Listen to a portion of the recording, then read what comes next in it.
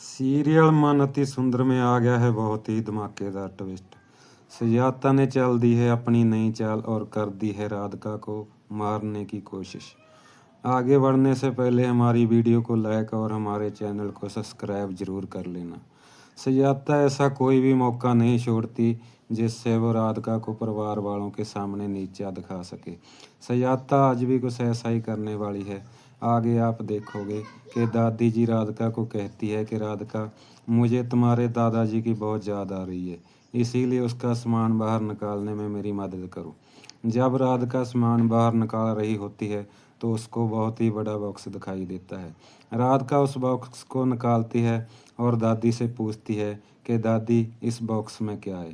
तभी दादी कहती है कि राधिका, इस बॉक्स में तुम्हारे दादाजी की पुश्तैनी बंदूक है, जो तुम्हारे दादाजी को उसके पिताजी ने दी थी।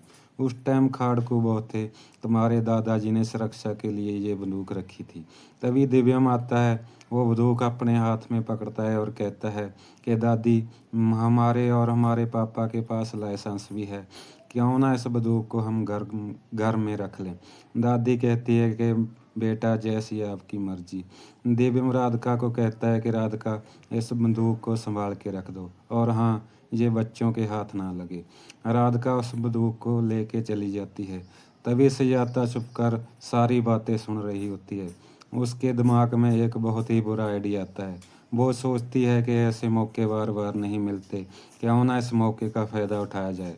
सुजाता राधिका के पीछे पीछे जाती है और जब राधिका उस बंदूक को रख के पास मुड़ती है तो सुजाता बंदूक उठाकर राधिका के ऊपर तान लेती है।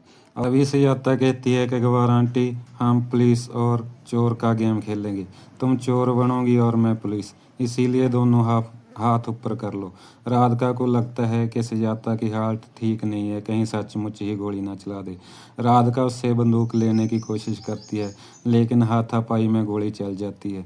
गोली की आवाज़ सुनकर परिवार वाले ऊपर आने लगते हैं, लेकिन तभी सुजाता वो बंदूक राधिका के हाथ में दे देती है और नाटक करने लगती है कि राधिका, हमें ना मारो, हमें ना मारो।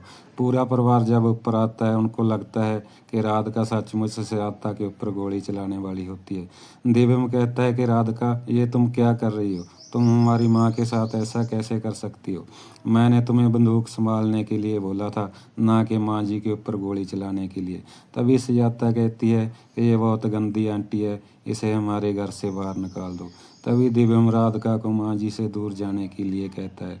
शाम हो जाती है। जब सो जाते हैं तो दिव्यम को एक सपना आता है जिसमें उसे सचमुच लगता है कि राधिका ने सुजाता के ऊपर गोली चला दी है। दिव्यम चलाते ही उठता है और पूछता है कि राधिका, क्या मेरी माँ पर गोली तुमने चलाई है? राधिका कहती है कि नहीं दिव्यम जी, हम तो तुम्हारे साथ ही पड़े हुए हैं, हम भला वे कैसे गोली माँ जी पर चला सकते हैं। तभी दिव्यम उठ के सुजाता के कमरे में जाता है और जब सुजाता को पता चलता है कि मुन्ना उसके कमरे में आया है, सुजाता छुप जाती है।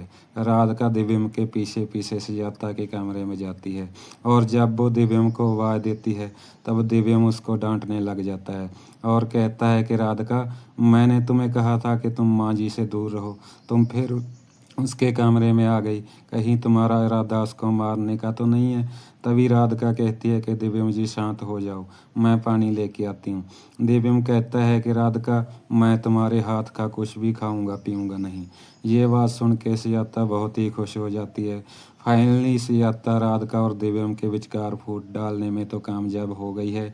क्या आगे वो राधिका को निकाल पाएगी घर से? नए नए अपडेट के लिए हमारी वीडियो को लाइक और हमारे चैनल को सब्सक्राइब जरूर कर लेना।